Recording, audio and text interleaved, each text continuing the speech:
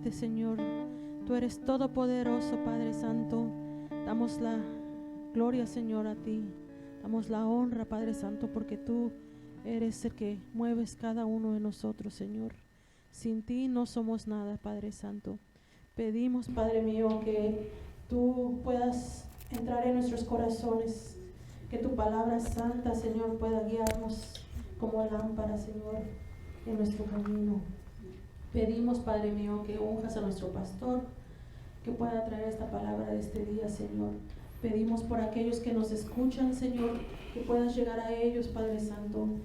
Pidamos, Señor, que este día, Señor, sea glorioso, Señor, porque estamos aquí, Señor, sirviéndote, Señor, y escuchando tu palabra, Padre Santo. Te dejamos todo, Señor, en tus manos. Y todos oramos, Señor, en el nombre del Padre, del Hijo y del Espíritu Santo. Amén. Amén.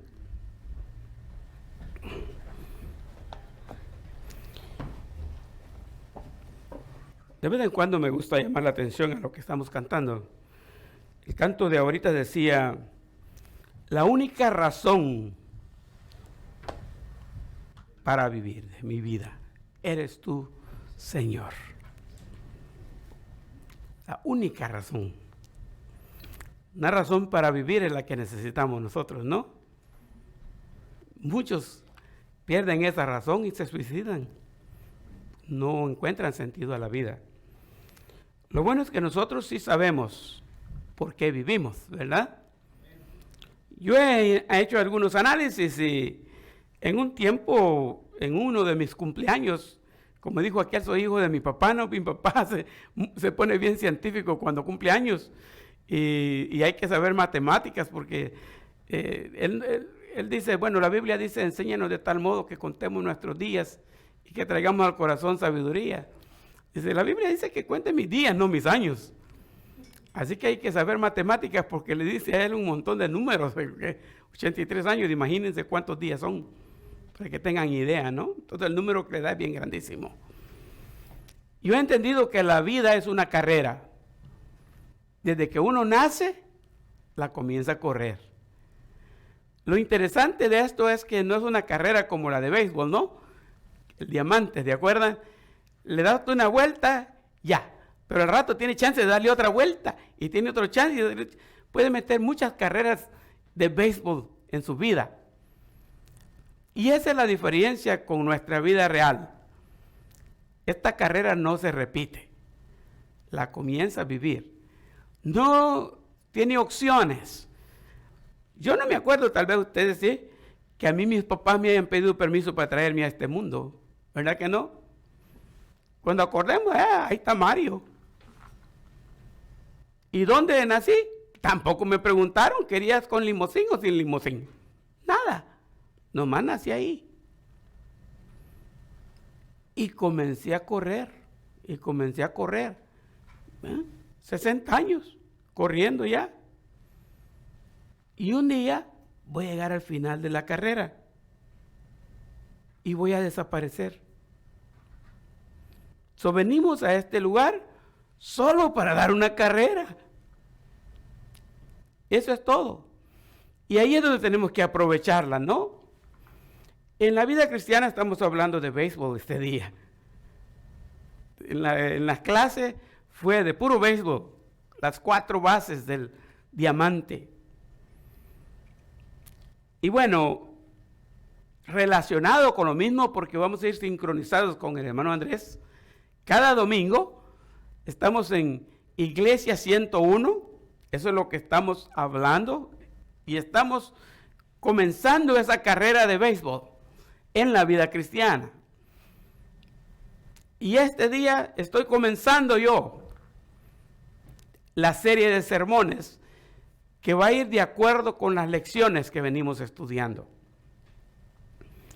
Para el pensamiento de hoy, he elegido este nombre, corriendo hacia la meta. Corriendo hacia la meta. Lo interesante es que en esta carrera no estoy yo solo. Ustedes están conmigo. Todos vamos corriendo. Y si algo me costaba a mí era correr cuando fui parte de equipos de fútbol antes. Yo jugué, una de las pasiones de mi vida ha sido el fútbol, soccer. Desde niño, yo sentía que habían 3 áreas importantes, porque yo soy de esos niños que maduraban bastante rápido de su mente. Y desde niño yo encontré que habían 3 cosas importantísimas en mi vida. Una de ellas era la familia. 7 o 10 años yo había decidido y había dicho, yo quiero tener una familia como la de mis papás. Yo quiero ser igual que mi papá. La otra era la iglesia. Aprendí a amar la iglesia desde niño, pues era el hijo del pastor. Todo el tiempo estaba en la iglesia. Mi iglesia era como la segunda clase, como la segunda casa. Me gustaba la iglesia. Y por unos años, no fue así, pero como de 9 y 10 años, nos trasladamos a vivir a la casa pastoral, en la iglesia. Así que mi pasión por las cosas de Dios desde niño estaba. Y de 7 años ya había aprendido solfa, y ya sabía marcar el tiempo y dirigía al lado del púlpito, porque el púlpito era grandote y yo era un niño de 7 años, raquítico, ¿se acuerdan? Y al lado del púlpito yo dirigía los himnos. Bien temprana edad. Yo aprendí a amar la iglesia al punto que la iglesia era algo bien indispensable en mi vida. Cambiaron el himnario, uno medio negro por uno azul. Ya sabía los números de memoria, los signos de memoria, me aprendí los otros también. Después lo cambiaron por uno verde, me aprendí también esos números y los signos, me los aprendía. Decía, ¿qué himno está, qué número está el himno? Yo lo sabía, lo respondía. Y no me he memorizado todavía el Bautista, porque de aquí lo vine a tener en mis manos. Y ha avanzado en años, me cuesta, pero sí. La tercera parte importante de mi vida era el fútbol, soccer. Allá solo le decíamos fútbol, aquí hay que decir soccer porque hay otro fútbol. Era el hijo del pastor y era pecado jugar fútbol, soccer. Eso me costó. Las iglesias de aquel entonces eran bastante cerradas en cuanto a eso. Y la última vez que recibí disciplina de mi papá fue por jugar soccer. 14 años. Pero amaba el fútbol, soccer. Y estaba en la iglesia. El culto terminaba a las 11:30 de la mañana, el domingo. Y el partido comenzaba a las 11. Sin que mis papás se dieran cuenta, me ponía primero ropa deportiva y encima la de la iglesia. Y estaba en la iglesia en cuerpo, pero no en alma. Porque a las 11 de la mañana mi mente decía, ya pitó el árbitro, ya comenzó el partido. Y mi papá todavía no terminaba de predicar. Y cuando terminaba el culto, salía en una carrera, y como ahí estaba la casa pastoral ahí nomás, y llegaba a la sala y tiraba un zapato, tiraba el otro zapato, me ponía los de soccer y corriendo para la cancha. Había una entrada en la cancha, pero perdía mucho tiempo en ir hasta la entrada, me saltaba el cerco, porque iba preciso. No era que fuera tan bueno para jugar, pero habían malitos en el lugar. Y cuando yo me saltaba el cerco, bien oía cuando decía, ya vino Mario, vos, salite. Y sacaban a alguien para que yo fuera directamente a jugar al campo.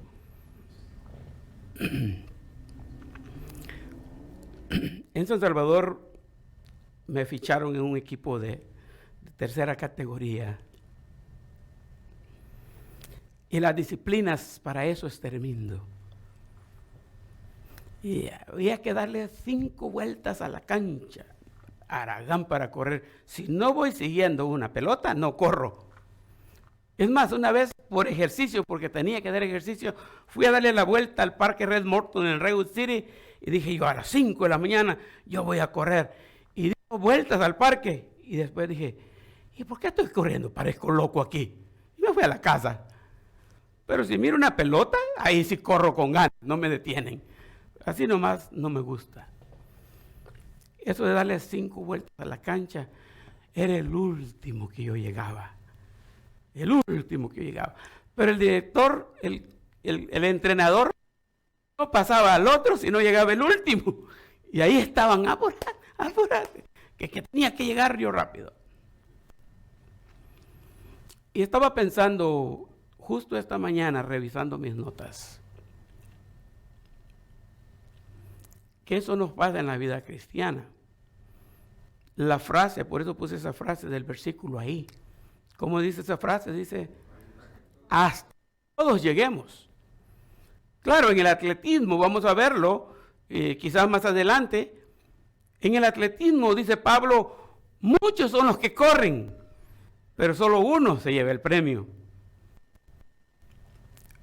Esta frase dice que la carrera cristiana la debemos de recorrer, ¿cuántos? Todos. Le guste o no le guste, así como le contaba con la vida, no nos pidieron permiso. ¿Usted es cristiano? Bienvenido a la carrera. Y si no es cristiano, va a seguir corriendo, nomás que va a llegar a otro lugar. Comenzó en béisbol y va a terminar en fútbol, soccer tal vez. Como aquel de la película, ¿no?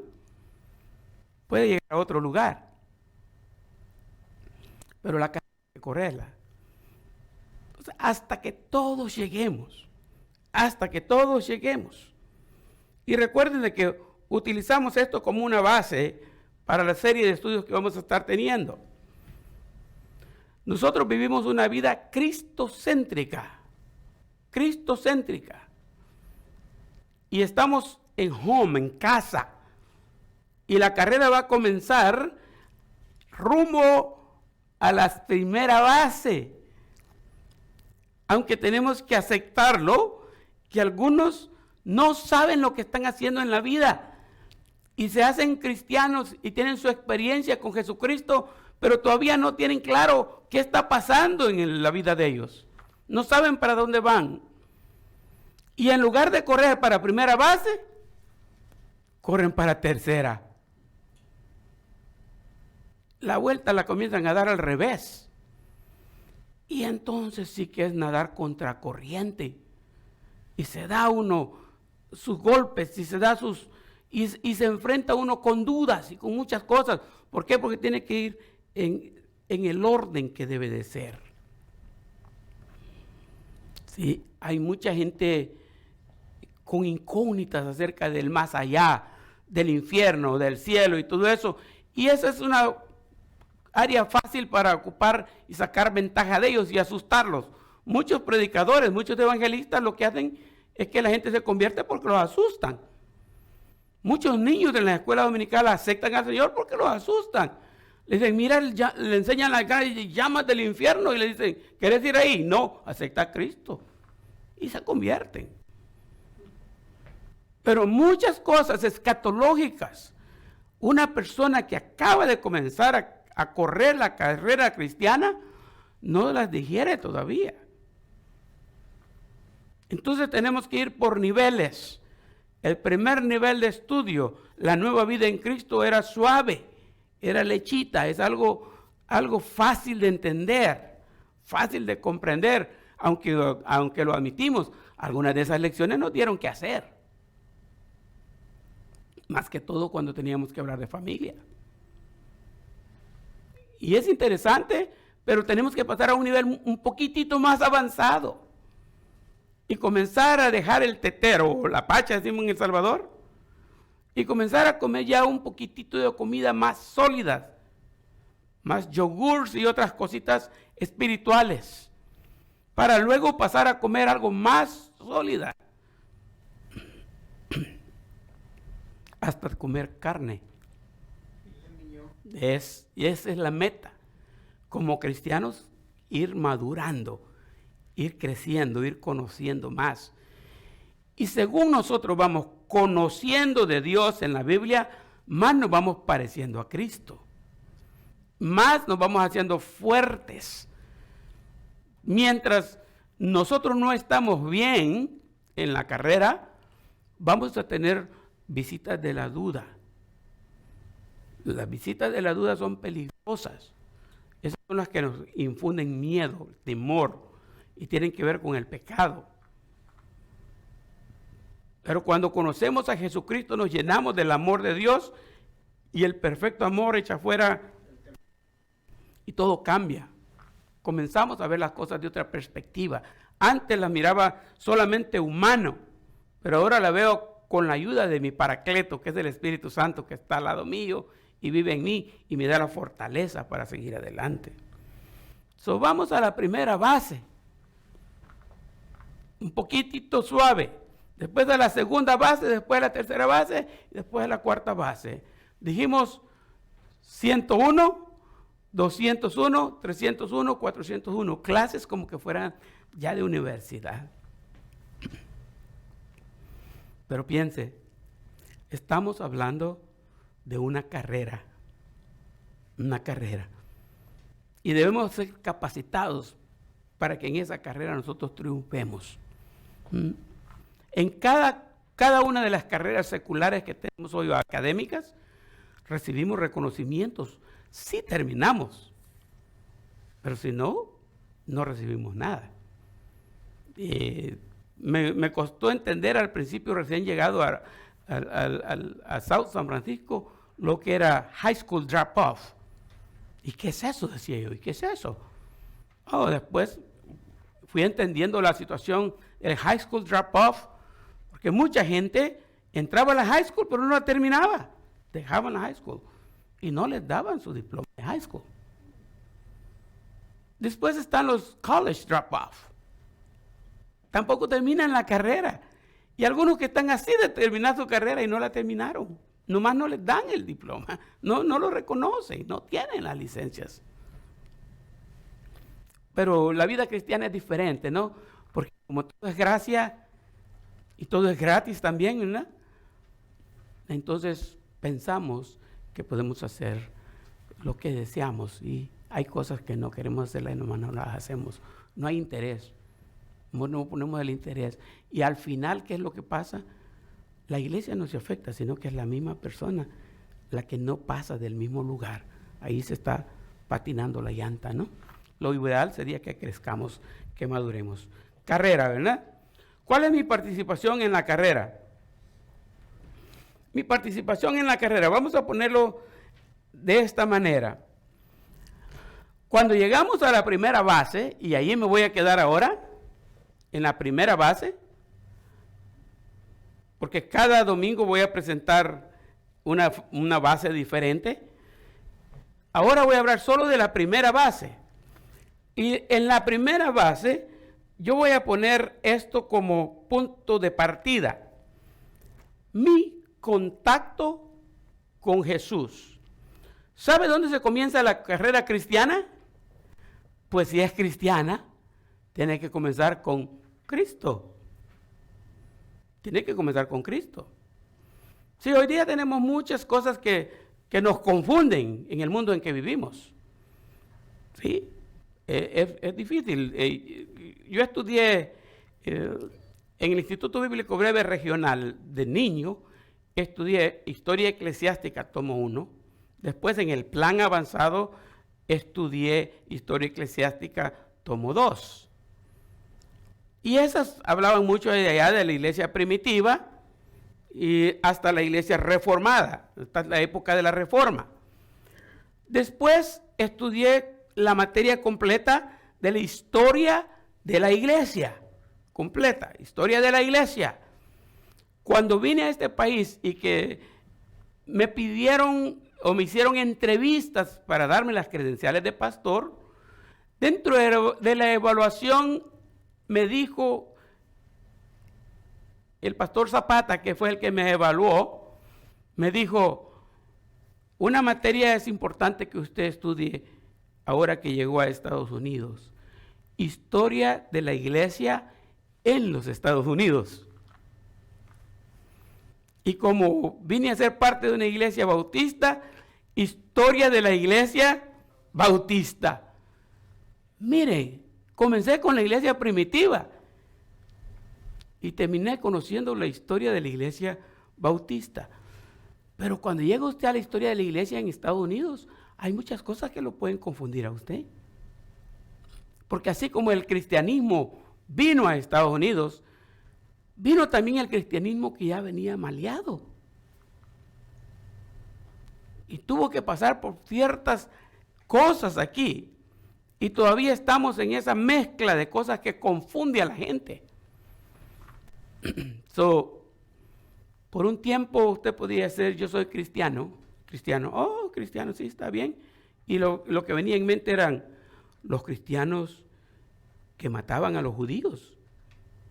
Los cristianos que hacían esto, los cristianos que hacían lo otro, los de la Inquisición. Esos son los que vinieron aquí. De eso es usted. Como que decir cristiano no es la palabra mejor. Vamos a buscar otro nombre. Yo soy evangélico. Y comienza a salir tanto evangélico y por ahí sale alguien que mancilla la palabra evangélico y ahora como que ya no es muy confortable decir evangélico. Mire, algunos han diferenciado entre una palabra y la otra. En la Biblia no existe la palabra evangélico, existe la palabra evangelio. Y si hablamos de nombres que identifican a los seguidores de Cristo, al principio en el libro de Hechos se les conoce como los del camino. El camino.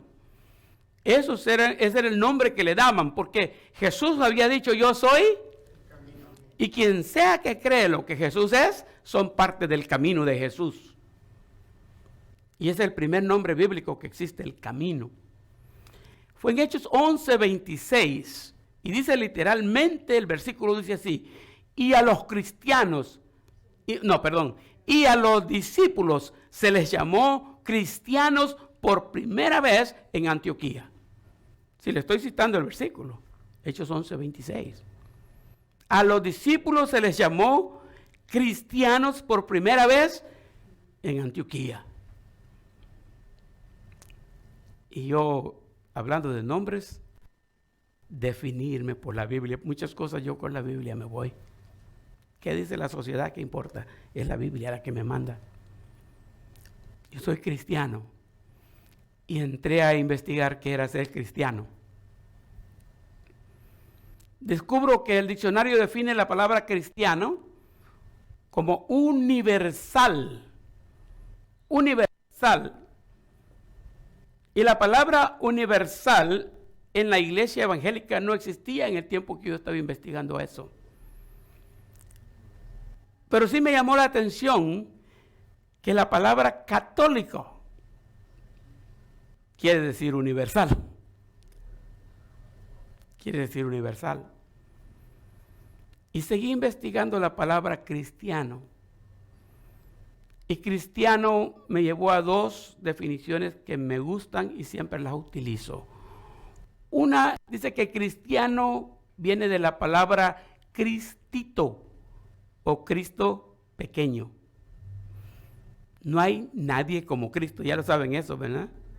Es único. Pero Cristitos sí hay, porque Él dijo, les he dado ejemplo para que como yo he hecho, ustedes también hagáis, vosotros también hagáis. Y les dio poder a sus discípulos, el poder de Él. Y hasta en una ocasión les dijo, ¿se asustan por esto? Cosas mayores van a hacer ustedes. Porque yo ya me voy al cielo. Y ustedes siguen aquí. Cristito o Cristo pequeño. La otra definición que me gusta de cristiano es un seguidor o imitador de Cristo. Un seguidor o imitador de Cristo. Eso me gustó. Y yo me quedo con cristiano. Y si tengo que decir algo más, digo, soy cristiano evangélico. Y he tenido dificultad cuando en algunos documentos, a veces hasta del gobierno, le preguntan a uno de qué religión es. porque la religión cristiana no existe ahí. Y al final, yo no creo en ninguna religión y no pertenezco a ninguna religión. Soy cristiano, pero eso no es religión. ¿Se acuerdan, verdad? Religión es todo lo que nosotros hacemos tratando de agradar a Dios y nunca va a ser suficiente. No vamos a llegar al cielo a través de nuestra conducta o a través de nuestras buenas obras. Pero cristiano, el evangelio, es el medio que Dios usa. Estando en el cielo, Él usó a Jesucristo para que viniera a esta tierra. Dios sí puede venir a la tierra, yo no puedo ir al cielo. Como yo no puedo ir a identificarme con Él, Él vino y se identificó conmigo, me visitó, me encontró y me salvó. Ese es el evangelio, opuesto de la religión. Que a veces cuando somos evangélicos o cristianos practicamos cosas que la religión hace, es cierto, pero no somos religión. Y yo escribí mi contacto con Jesús en la primera base, porque tengo que empezar por ahí, con Cristo. Y abajo escribí, abajo de las letras blancas escribí en negro el encuentro. ¿Cómo fue mi encuentro con Jesús? Porque si voy a correr la carrera cristiana, no es cualquiera que se para ahí y sale corriendo para primera base. Tiene que ser en Cristo. Tiene que ser contratado por el equipo. Tiene que ser parte de ese grupo que va a correr o que vamos corriendo. Entonces, la primera entrevista tiene que ser con el jefe mayor, con la cabeza de la iglesia. Es Jesucristo. Y es a través de Él que logramos entrar en esa carrera.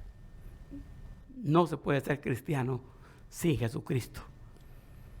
Muchos pueden decir que son cristianos, pero dicen que son. Pero sin Cristo, sin seguir a Cristo, sin ser cristito, no se puede. Entonces, aquí es donde yo pensemos bien nosotros hoy. ¿Ustedes se acuerdan cómo fue su encuentro con Cristo? ¿Ya se encontraron con Jesucristo ustedes? Ese es el punto de partida en la carrera. Sí, yo mi testimonio se los he dado ya algunas veces. Pero de niño, cada domingo, especialmente el hermano José Jaco, que era uno de los profesores, un anciano, pero él daba las clases de niños. Y casi que todos los domingos él decía, ¿hay alguien que quería aceptar a Jesús ahora? Yo era el hijo del pastor y era uno de los rebeldes.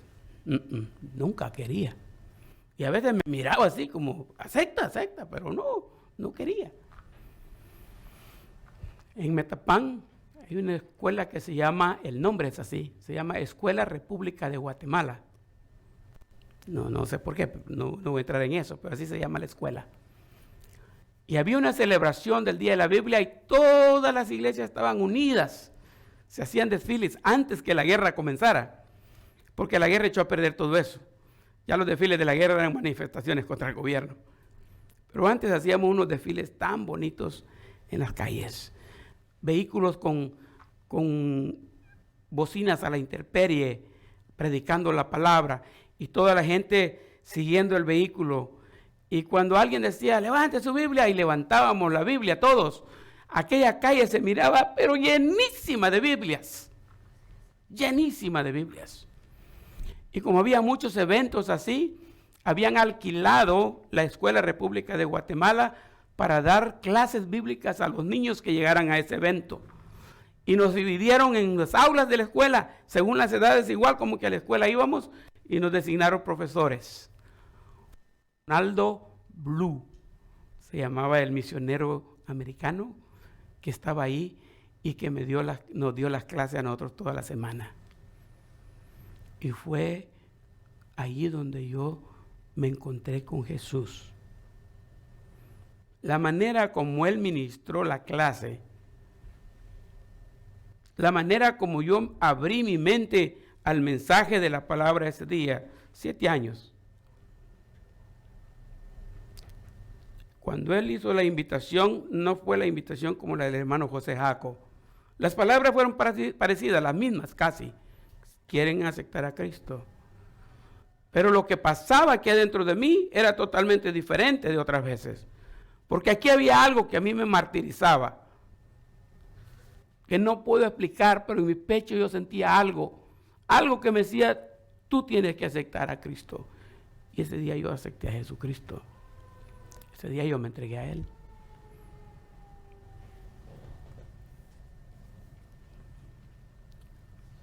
Creo que tuve un segundo reencuentro con Cristo a los 13 años, una confirmación de mi fe. Pero yo creo que ya era hijo de Dios desde los 7 años. A los 13 solo reafirmé mis pensamientos en cuestiones doctrinales y básicos para correr la carrera cristiana. En la Biblia hay algunos ejemplos. Yo quisiera que los miráramos, porque cada uno de nosotros tiene diferentes maneras de encontrarse con Dios. No a todos les habló Ronaldo Blue y se convirtieron. Solo yo acepté ese día.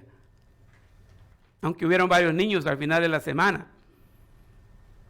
Algunos, como el hermano Rafael Cabrera, es un testimonio que me impacta a mí. El hermano, ya bastante ancianito, vivía 2 meses en la casa de cada uno de sus hijos. Decía, para no se les carga a uno solo. Y se iba a veces hasta El Salvador, porque ya tenía 2 hijos, y vivía sus 2 meses allá, 2 meses en cada casa de El Salvador. Y venía de regreso, y cuando tocaba la ronda, vivía ahí cerca de la casa de un hijo de él, venía a nuestra iglesia. Ya regresé, pastor, me decía. Les cuento el testimonio de él. Bien borracho, había causado mucho daño ya a su familia y no tenía esperanza por el vicio. En El Salvador existen los lugares como las barras, pero les llamamos cantinas. Las cantinas es donde exclusivamente para vender alcohol. Y él entró a la cantina ese día, se sentó en la barra y pidió lo de siempre, pero al pie de su silla vio un papel arrugado. Y se le agachó y recogió el papel y lo extendió. Y era un tratado evangelístico. Alguien que predicaba el evangelio en la puerta de la cantina se lo dio a otra persona que entró ahí. Esa persona lo leyó, lo hizo puño y lo tiró, despreciándolo. El hermano Rafael lo extendió, lo leyó y lo creyó. Y al final decía, si usted hizo esta oración por Cristo, busque una iglesia y allí le dirán qué más hacer. Fue y buscó la iglesia más cercana, entró con el papel en la mano y allí lo guiaron en el discipulado.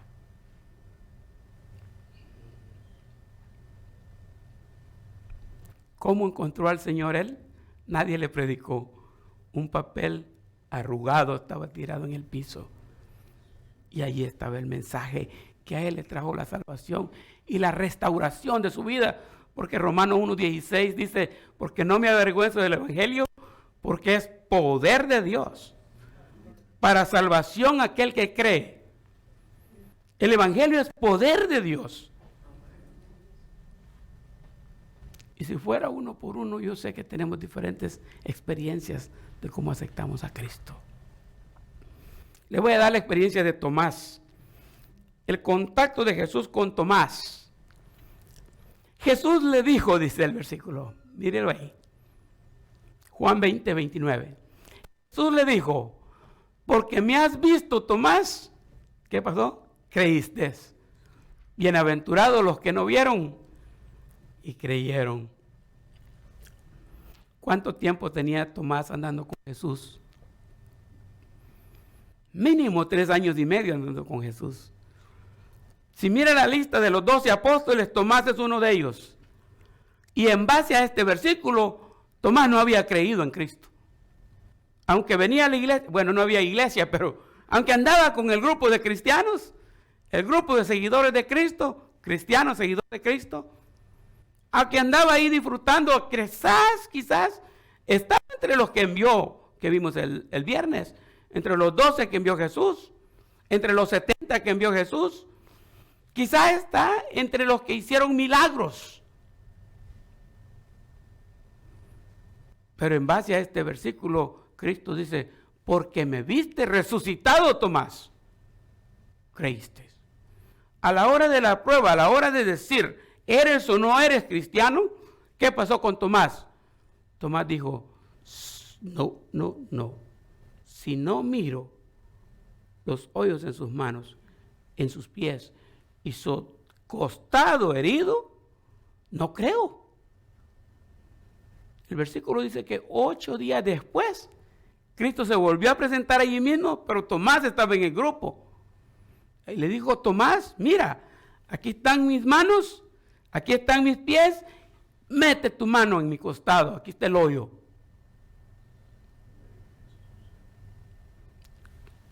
Ese contacto con Jesús, ¿qué reacción causó en Tomás? ¿Qué hizo Tomás? ¿Saben ustedes? No lo puse ahí. ¿Sabe qué hizo Tomás? No metió la mano, no tocó nada. En ese mismo momento cayó de rodillas y exclamó, Señor mío y Dios mío. Y fue entonces que Jesús le contestó, porque me viste, creíste, Tomás. El contacto con Jesús causó un gran impacto en Tomás. Y su reacción en el instante que creyó Tomás fue arrodillarse y clamar a Dios. Ese contacto con Jesús, de nosotros con Jesús, tiene que pasar. Un momento donde nosotros nos sentimos incapaces o indignos de ser hijos de Dios. Pero eso va a ser una señal de que de verdad nosotros creímos. Mientras hay duda, ¿no? Vamos a ver otro contacto, el contacto de Jesús con estos discípulos, Pedro y Juan, aunque más debería ser Jacobo y Juan. O si leemos todo el contexto, son los 4, Pedro, Andrés, Jacobo y Juan. Eran los 4 pescadores. Ellos estaban pescando porque ese era su oficio, su profesión. Y Jesús se acercó a la orilla del mar de Galilea y habló con ellos y les dijo, síganme. Jesús llegó y ¿qué les dijo? Síganme. ¿Cuál fue la reacción de ellos? Dice allí. Y asimismo de Jacobo y Juan, hijos de Zebedeo, que eran compañeros de Simón. Pero Jesús dijo a Simón, no temas, desde ahora serás pescador de hombres. Y cuando trajeron a tierra las barcas, ¿qué hicieron? Dejándolo todo, lo siguieron. Dejando todo, las redes, las barcas, su equipo de trabajo, todo con lo que ellos ganaban su vida, lo dejaron. Y siguieron a Jesús. Hay un himno en el Himnario Bautista, creo que es del 227, se llama Mi vida di por ti. ¿Qué has hecho tú por mí? Es un asunto tremendo, ¿no? Una afirmación. Cristo dice, yo di mi vida por ti. Ahora la pregunta, ¿qué has hecho tú por mí? Dejándolo todo, le siguieron. A esto algunos le llaman conversión, convertirse. Ir caminando hacia esa dirección, encontrarse con Jesucristo y dice, vas para el infierno, vas al lado equivocado, el cielo está para allá. Y en ese momento usted se da cuenta quién es Jesús y lo que ha hecho por usted, y cree en Cristo y da la vuelta y camina 180 grados de diferencia. Da la media vuelta y se regresa. Entonces la carrera la comienza cuando Cristo toca su vida. Entonces, ellos, dejándolo todo, le siguieron. Sí, eso es lo que tú haces en tu vida. La experiencia que tienes para pescar la vamos a ocupar ahora para que pesques, no peces, sino que pesques hombres. Vas a salvar almas. Sí, una vez yo hice este recorrido, que también lo tuvimos el viernes un poco así. Pedro, en su primer sermón, se convirtieron como 3,000 personas, sin contar mujeres y niños, solo hombres. Más adelante se convirtieron 4,000 personas. Más adelante se convirtieron 5,000 personas. Más adelante el libro de Hechos solamente dice, y el número de los que creían aumentaba cada día más y más. Era bastante gente la que creyó, porque Pedro aprendió a pescar hombres. Su vida con el maestro fue diferente. Miremos otro contacto con Jesús. Este que elegí aquí, aunque hay bastantes casos, ¿no? Hay muchos contactos. Está Nicodemo, está la samaritana, está María Magdalena, está Simón, el fariseo. Hay muchas personas registradas en los evangelios que tuvieron su encuentro con Jesús, ¿no? Pero mire lo que pasa con el endemoniado gadareno. Ok. El endemoniado gadareno, para tener un trasfondo, aunque Cristo sanó muchos endemoniados, los liberó, expulsó demonios en cantidades, este me llama mucho la atención. ¿Por qué? Jesucristo cruzó el mar de Galilea, del lado de Tiberíades, al otro lado, a tierra de los Gadarenos, así se conocen. Gadara era la ciudad. Y al solo salir él de la barca en el otro lado, esta persona estaba allí a cierta distancia gritándole. Ya se sentía insultado con la sola presencia de Jesús. Jesús no iba directamente para él, pero él fue provocado por el acercamiento de Jesús. Y cuando Jesús le preguntó, ¿cómo te llamas? Él respondió, Legión me llamo, porque somos muchos. Este hombre vivía en los cementerios y la gente, para controlarle su violencia, lo amarraba con lazos gruesos y con cadenas, y reventaba los lazos y las cadenas con la fuerza que tenía. No sabían de dónde agarraba esa fuerza, pero no podían detenerlo. No había quien los detuviera. Y cuando Cristo le dijo, ¿cómo te llamas? Le dijo, Legión me llamo, porque somos muchos. Sí, muchas veces pensamos nosotros que el demonio lo poseyó, pero este no era el demonio. En el ámbito del ejército romano, habían grupos. Habían capitanes que capitaneaban un grupo de 50. Habían centuriones que gobernaban, dirigían un grupo de 100. Por eso le decían centurión. Eran 100 soldados que estaban a su cargo. Pero cuando hablamos de legión, la palabra legión, el número para legión está entre 6 y 7,000. O sea, estamos hablando de una cantidad de demonios que vivían en esa persona exagerada. Y de ahí sacaba esa gran fuerza. No era de él, era de los demonios. Y Jesucristo solamente dijo, sal de él. Y el hombre todavía le dice, ay, no queremos dejar este cuerpo. Si nos sacas de aquí, déjanos ir a esa manada de cerdos que está por ahí. Y Jesús se los permitió. Y salieron del hombre y se posesionaron de los cerdos. Y en el mismo rato que se posesionaron de los cerdos, estos, dice el pasaje, rodaron por el acantilado hasta caer al mar y se murieron. Al final ellos fueron trasladados a un cuerpo de animales que murieron inmediatamente. Este hombre ya restaurado estaba feliz y pensó ser parte del grupo de seguidores de Jesús por ese cambio, esa transformación que recibió. Pero mire lo que dice el pasaje que puse ahí, lo de Jesús.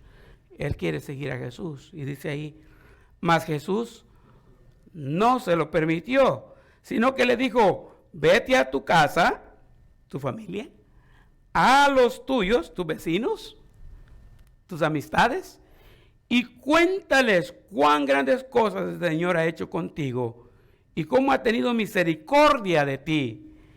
Y se fue, ¿y qué comenzó a hacer? Y comenzó a publicar en otra ciudad llamada Decápolis cuán grandes cosas había hecho Jesús con él. Y todos se maravillaban. Mire el cambio. El endemoniado ahora predicando el evangelio. Por haberse encontrado con Jesús. El último es el apóstol Pablo. El gran apóstol Pablo. ¿Saben? Pablo era don Pablo, pero usando la palabra Señor. Buenos días, Señor. ¿Cómo está, Señor? Eso es muy común en El Salvador. Como un saludo. Pero en tiempos bíblicos, la palabra Señor no se le decía a cualquiera. Para ser Señor, tenía que tener un buen rancho. Tenía que tener sirvientes en su casa para que le cocinaran, le limpiaran, le hicieran todo en su casa. Tenía que tener obreros trabajando en sus negocios, compañías, lo que fuera. Podía contratar en casos de emergencia a jornaleros. Los jornaleros son esos más o menos que vemos ahora como por Home Depot, ¿no? Pidiendo trabajo por un día.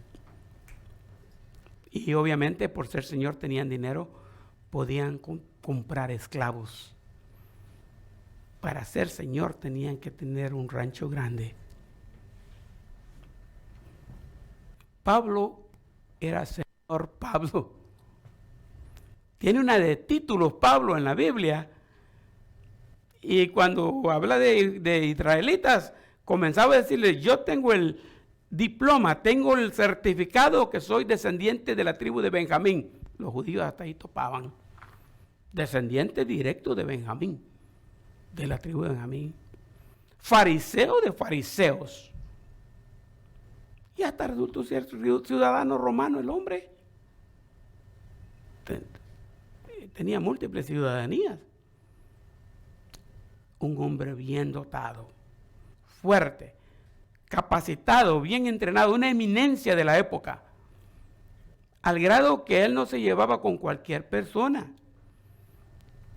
Y cuando se habla de la relación de él con Dios, un hombre fiel a Dios, que servía a Dios a como diera y lo que costara, él se entregaba completamente a obedecer a Dios.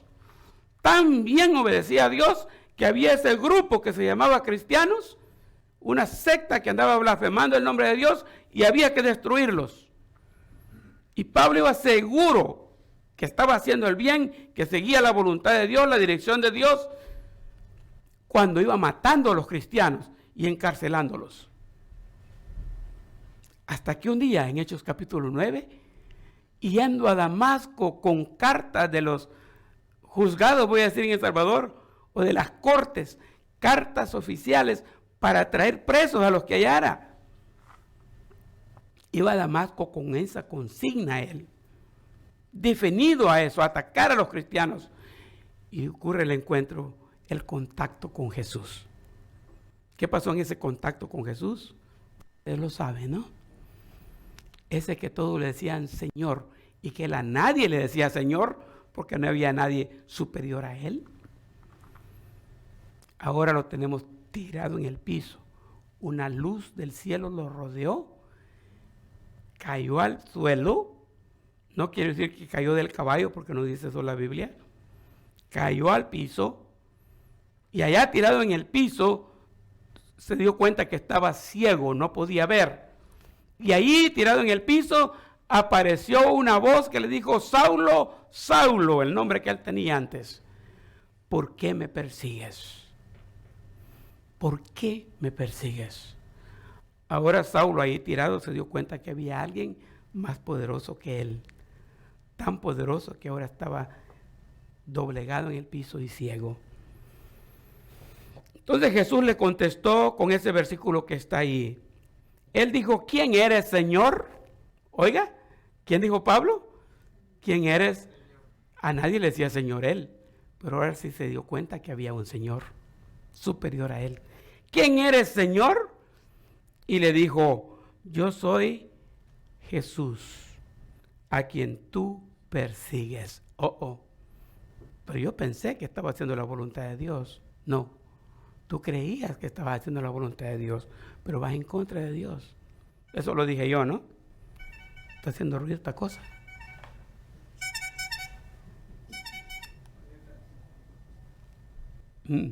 Sí, así hacen. El mensaje suena como timbre y algunos van a ver la puerta. Dice Jesús.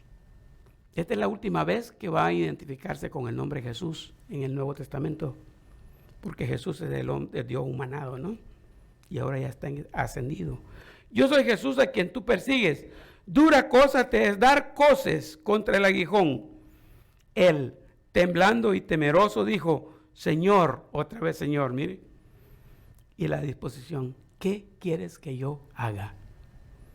Y el Señor le dijo, levántate y entra en la ciudad y se te dirá lo que debes hacer. ¿Qué iba a hacer él a la ciudad? A perseguir a los cristianos. ¿Qué va a hacer? No perseguir a los cristianos, porque la voz le está diciendo, al entrar a la ciudad se te va a decir qué vas a hacer. Olvídate de la misión que tenías antes, tienes una nueva misión. Imagínense que estamos nosotros aquí como cristianos reunidos de escondidas del gobierno, con los rumores de que Pablo anda por ahí capturando y matando cristianos. Y de repente entra el hermano Pablo por la puerta. ¿Qué harían ustedes? ¿Saldrían corriendo como que fuera la migra? ¿Ah? Ya nos agarró este. Pero ¿qué les parece que cuando él entró en esa puerta venía saltando y gritando y diciendo, gloria a Dios, aleluya, me encontré con Jesucristo y ahora soy uno de ustedes? Ellos le creyeron, pero algunos dudaban, dice el pasaje. Este vino como undercover, haciéndose pasar como cristiano para conocer nuestros secretos. Pero no, Pablo había sido transformado. El contacto con Jesús lo había cambiado. Lo había cambiado. Hizo las cosas diferentes. Así que hemos visto 4 casos: el de Tomás, el problema de la duda; el de Pedro y Juan, que dejaron todo para seguir a Jesús; el endemoniado Gadarena, que fue a predicarle a los de su casa, a su familia, a sus vecinos, y comenzó desde Decápolis; y el apóstol Pablo, que cambió de dirección. Todos ellos cambiaron de dirección, dejaron lo que estaban haciendo y se fueron. La vida pasada la dejaron atrás y comenzaron una vida nueva. La pregunta con que cierro es esta: ¿cómo fue su contacto con Jesús? ¿Ya tuvo ese encuentro con Cristo o todavía no?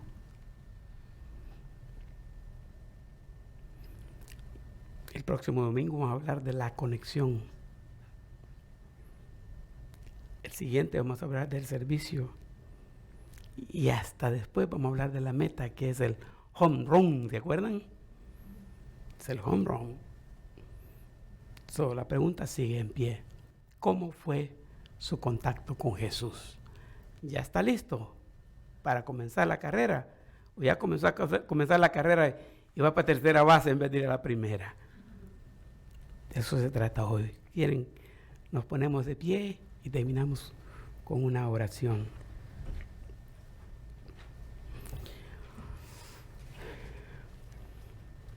De todos modos, siempre me gusta hacer la pregunta en este caso. Por alguna razón alguien siente que no ha hecho ese contacto con Jesús y quiere hacerlo. Solo tiene que avisarme y vamos a decirle cuál es el procedimiento a seguir. Oramos. Padre, gracias por tu palabra, por la bendición que tenemos de poder abrir ese libro sagrado y estudiar estos casos de personas en la vida de Cristo. Literalmente cambiaron de rumbo en sus vidas. Y todo cambió cuando ellos cambiaron. Dejaron de hacer lo que estaban haciendo y se centraron en ti. Hoy día tenemos esa situación, Señor. Muchas cosas en la vida nos impiden a veces hasta que tengamos ese contacto con Jesús. Pero te agradecemos la oportunidad que nos da nuevamente hoy, de que si no lo hemos hecho, que hoy podamos hacerlo. Y te agradecemos que cuides de nosotros, porque tenemos una larga carrera por delante. Y queremos ser siervos útiles tuyos. Queremos darle sentido a nuestra vida, darle valor. Ayúdanos, Padre, para ser verdaderos cristianos, verdaderos adoradores, verdaderos hijos tuyos. Danos la seguridad, danos la confianza. Y si alguien esta mañana ha sentido el deseo de entregar su vida a Cristo, reconfirmar su decisión de fe, ya sea aquí en este templo o fuera a la distancia, quien sea que nos esté escuchando en diferentes lugares, oramos, Dios, para que tu nombre sea glorificado en ellos y reciban la salvación de sus almas. Mientras nos vamos de este lugar, pedimos tu bendición y confiamos en esa bendición por el resto de nuestra vida. Por esta semana que empieza, cuida de nuestros hijos en la escuela, cuida de nosotros en los trabajos para que siempre con tu bendición podamos tener sustento de cada día. Cuídanos donde quiera que estamos, líbranos del mal, sobre todo de la tentación. Ayúdanos a ser buenos, mejores cada día. Despídenos con tu paz y con tu bendición. Te lo agradecemos en el nombre de Cristo Jesús. Amén. Dios nos bendiga, hermanos. Estamos despedidos. Mi hermana Belén desde Perú les manda un saludo a todos. Está bien, y ahora